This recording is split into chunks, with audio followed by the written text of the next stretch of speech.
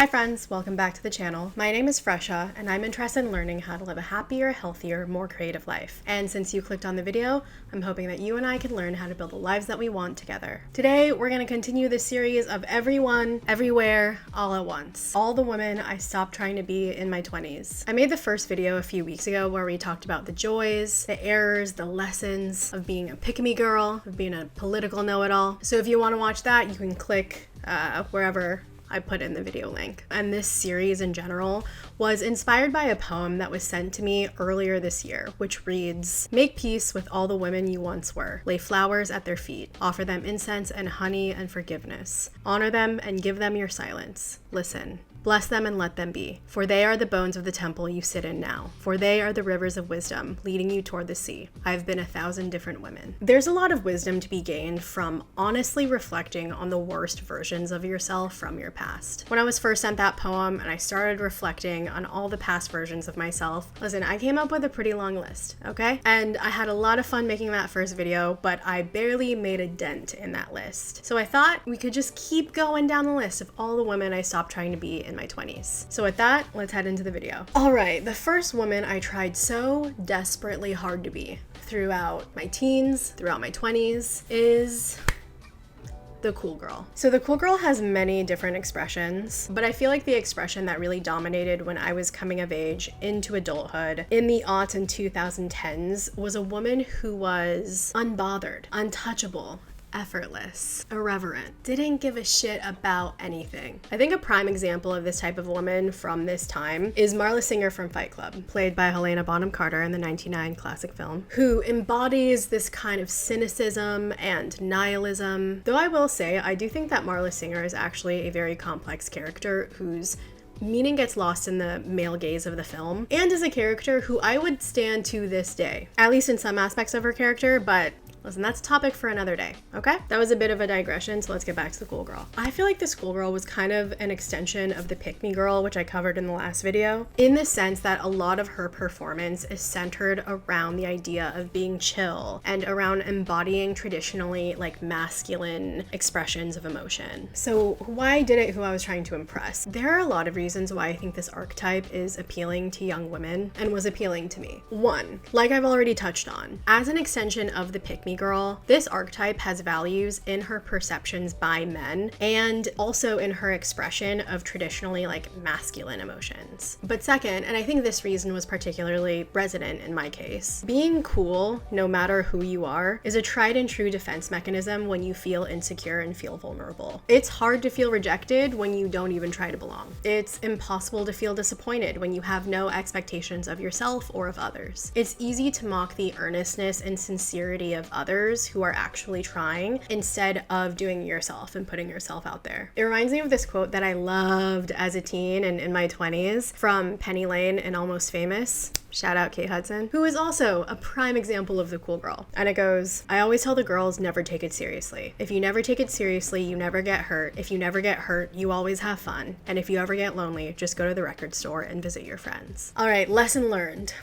from the cool girl. Okay, so while I do believe that there's value in character traits like equanimity and self-possession, and I aspire to those traits in my life today, there's a difference between being a proven, empirical embodiment of these traits because you've actually put in the practice and you've put in the work. There's a difference between that and just cosplaying those traits at a surface level. Like in the former version, you are unflappable precisely because you have done the work of self-understanding, of working through your thoughts and emotions and biases. You have done the work of fortifying your base of inner strength. You've run this play so many times in your life that when you actually do come up against adversity, you are able to confidently take it head on. In the cool girl version, or in any facade of yourself that relies on suppressing emotion or holding things like sincerity and earnest in disdain, you're role-playing these qualities, but you're not actually embodying them. You're doing it all at the surface level because you haven't put in the practice or or the work to actually claim the mantles of equanimity or self-possession. It's not that you actually don't give a shit, it's just that you've trained yourself to be numb to the world and to suppress the most human parts of yourself. You're just faking it and you're just hurting yourself in the process. Also, since we're here at the surface level, I do just want to say, because sometimes this is just as effective a reminder for me when I don't want to get all deep with it, to me the pursuit of cool is wildly unsexy and boring. At this point in my life, the idea of cool is so exhausting to me. It is just basically a shorthand for like sensual decrepitude. To be so obsessed with how people perceive you and how they grade you on some arbitrary coolness scale, to me actually shows such a severe lack of self-possession and confidence. And instead, just an uncontrolled obsession with status and anxiety. The coolest people in the world to me are people who are earnest and sincere, flat out, who care about things in the world and are willing to put themselves out there, who accept that things like loss and rejection and disappointment are inevitable, but they have developed the self-assuredness to know that even big setbacks like that won't totally blow them off their game. These people are the most alive to me.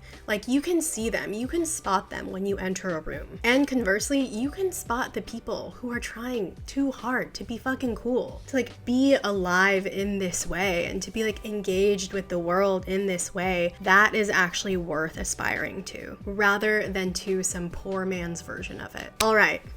Next woman. This past version of myself just feels inescapable right now in this year of our Lord 2024, in the age of the algorithmic internet and Gwyneth Paltrow. And that is the wellness girly. Listen, I've touched on this in past videos. I live in New York, but I'm a California girl through and through, okay? Properly raised for my place and time. I grew up in hippie Northern California in the 1990s, well before the wellness culture we know today was adopted into mainstream culture and fully commoditized, before capitalism got its sticky little hands on it. Growing up, I was no stranger to macrobiotic diets, bulk food bins, stinky health food stores, fringe supplementation routines, wise woman teas, goat's milk, lunar cycle rituals, Watsu hydrotherapy, Bikram yoga, Berkeley Bowl, Reiki healing, primal screams, Jon Kabat-Zinn, and retreats at Esalen. I grew up around all of that and more. I have seen and done it all. And while all of that was a standard for me growing up, it mutated in my 20s when I was living in LA. At this point, wellness culture as we know it was really starting to take hold in mainstream media. The internet was like becoming goopified. Self-care had like become a throwaway term, and the options for buying wellness as a solution became endless. So this idea of wellness and health really went from being a way of being for me to a form of consumption. And this was largely fueled by the rise of wellness online and the industry of wellness products as a whole. In retrospect, this corner of the internet and of broader culture really did something to my brain. And honestly, it was really, really ugly. Wellness became a convenient landing place for all of the anxiety and depression I experienced throughout my 20s. And it became a form of compulsion and consumption for me. Knowing about the latest superfood was my way of demonstrating insider knowledge, of placating fears I had around my own health. Buying the latest tonics or fitness classes or like sauna passes was a way for me to indulge myself financially when I was unable to feel financial security in a broader and more significant way. I became obsessed with things like the quality of my food, like maybe even borderline orthorexic. I became harsh and rigid when it came to things like the purity of my diet or beauty products. I became obsessed with things like intermittent fasting, with my skincare, with my sleep schedule, with toxins and carcinogens, with the artist's way and stoicism, with sulforaphane and metformin and broccoli sprouts, David Sinclair and Rhonda Patrick, hot girl walks and hot sauna sessions. I became so obsessed with self-development and just the optimization of every single thing in my life that it felt like a lot of the time I didn't even see myself as a human. I saw myself as a project, and I treated myself that way. I was not kind to myself. In fact, I was often unforgiving and just downright punishing. There was just this constant reel in my brain of like, if I could just stick to this hyper optimized, unrealistic daily wellness regimen, maybe I could finally feel more secure, less afraid and anxious, maybe even feel a little empowered. Given my tone of how I'm talking about it today, I have had to put in a lot of work to create a safe distance between that past version of myself and the woman that I am today. Like I've said this before, I've had to do a lot of work to recalibrate my relationship to health and fitness and wellness to get it to a point where it feels good to me again. And I feel liberated and empowered as a result of it instead of imprisoned by it. Wellness culture, which is sold as a solution to women as a way to feel empowered and healthy, ironically for me, got kind of dark. It led me down a lot of unhealthy paths that were paved with obsessive behaviors, non-rigorous or non-scientific thinking, and an openness to conspiracy. Dude, I cannot even tell you how dystopian I find like 99.999% of the wellness content I see online today. It actually makes me really, really sad. Almost all of the wellness content I encounter online today is so consumerist and it's so commodified, and it just pulls at the lever of anxiety and fear and a feeling of lack. It just feels very gross to me. You know, again, I feel torn because on one hand, I've not only lived this experience, I grew up in this. So I deeply empathize with people who are on this hamster wheel because it is an accessible and seemingly easy solution to very real fears in our society, ancient and modern. Humans have always been afraid of death and sickness. That's an ancient truth and a universal experience. In our modern world, there is undeniably an erosion of trust in our institutions, from our governments to corporations to figures in the media. I think a lot of wellness culture online really capitalizes on a lot of those primal fears and modern contexts. While I think it's okay for people to feel disappointed in many institutions and to want them to do better and be more accountable, I do not think that makes it okay for wellness culture to exploit our fears. In the case of corporations, the amount of health washing and science washing we see from companies in like the supplements industry, for example, is insane. Like it's actually unhinged. Looking back, I think that's when things really got corrupted for me. Growing up around alternative health beliefs in like alternative crunchy cultures was never perfect. There was a dark side to that, and maybe I'll talk about that in other videos, but it was never compulsive in my life until about the late aughts, so like my late teen years, when the market really caught on. Incidentally, around the time Goop was launched. So yeah, commodification. There's something about the capitalist market getting hold of a concept, whether it's like wellness, fitness, mental health, parenting, you name it, and just spinning it up with over-exaggerated claims that preys on our worst fears. Nothing hits quite like capitalism. Am I right? So where does that leave me today? I actually still consider myself, like I would never call myself a wellness girly, but like I think for the most part my diet is very similar. Like the things I like to do to kind of like pamper myself like aren't that different. Like I'm still, like I said, California girl. I consider myself someone who takes good care of my health, and not just that, like I enjoy it. Like I enjoy the process of being in my body, of taking care of my body, of pampering it. I eat well. I still love a smoothie most days. I move my body every day. I sweat it out. I sleep it off. I go to therapy. I love an expensive, useless health tonic every now and again, but one, I do not make that part of my identity. Like all of that consumption, all of that is like, I don't want to call it a hobby, but it's like, and I don't want to be like, it's a lifestyle. It's so hard because like the words you would use to describe a healthy relationship to your health like have been so co-opted by the industry. It's like, how do I even describe this in a way that draws a line of distinction between my relationship to wellness in the past and now? But like, yeah, I don't really make it a part of my identity. It's not like a religion, you know how it's like people who believe in God are Christian or Catholic, and that will offer them salvation. I am not a wellness girly, and I will not be saved from my own immortality, you know? Like I do it because I like to do it. And two, in terms of behaviors, I absolutely 10,000% avoid wellness content online now. Like I barely go on social media as it is. I will go on it for work, for research, and I'll look at things friends sent me, but like I've really tried to train my algorithm away from wellness content. As soon as that shit pops up for me, I close that app so damn fast, like I might make the Olympic trials. I have such little patience for inexpert opinions on this stuff. And it serves no value in my life. It really doesn't. I just know that that kind of content does a number on my brain. Like, Asian American daughter with an immigrant mother, grew up in a working class household, overachiever with anxious depressive tendencies, Virgo sun, methodical, practical, competitive, ambitious. Wellness culture rhetoric sends my type of brain into overdrive. It's just not good for me, so I reject it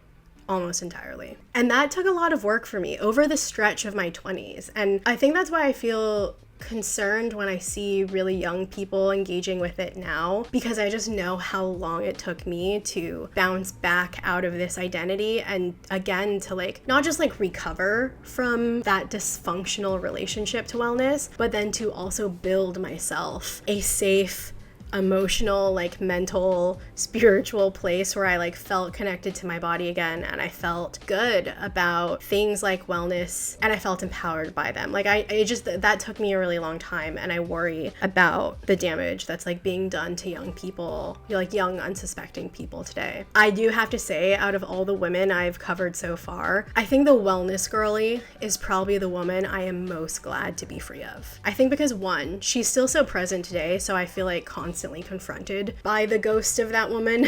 Like every time I like step outside in New York or LA, like every time I go on the internet, every time I turn on the TV, I'm like confronted and like haunted by that ghost, and I am reminded of like the hell that was wrought on my life when she was a tenant in my guest house. Two, she's also probably the most commoditized, which helps explain why I see her so much. But she also kind of feels like one of the cheapest to me. I think the biggest trap of modern wellness culture is that it tries to convince you that the only way to peace is through these expensive habits and products and protocols. But that couldn't be further from the truth. Listen to me when I tell you, dear listener, I have never felt more at peace than I do today. Now that I have escaped the wellness hellhole, now that I do not obsess over my diet, that I don't fucking watch gua sha TikToks, that I don't fucking listen to 3 hours of like microbiome podcasts, I have never felt more at peace. And while my relationship to my health and my body will never be perfect,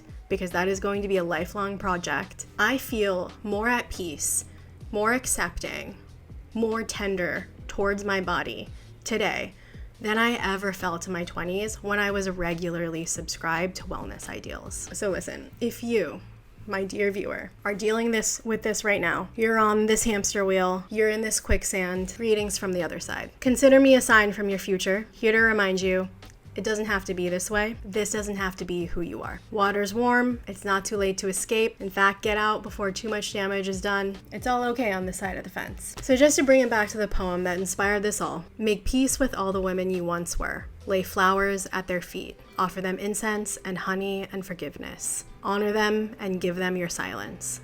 Listen. Bless them and let them be.